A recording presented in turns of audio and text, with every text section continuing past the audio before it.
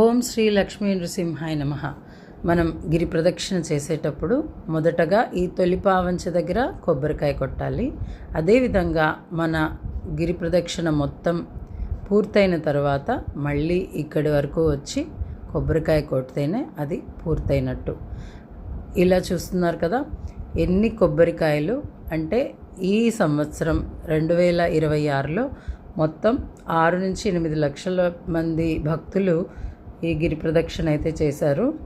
ఈ విధంగా చూసుకుంటే మొత్తం ఒక్కొక్క భక్తుడు 2 కొబ్బరికాయలు మొదట తర్వాత పూర్తయిన తర్వాత కొబ్బరికాయలు ఖచ్చితంగా కొట్టాలి. కాబట్టి ఈ లెక్క ప్రకారం మనం 6 నుంచి 8 లక్షల మంది భక్తులు ఒక్కొక్కరు 2 చొప్పున ఎన్ని కొబ్బరికాయలు కొట్టుంటారో మనకి ఈ ఫోటోల్లో చూస్తే అర్థమవుతుంది.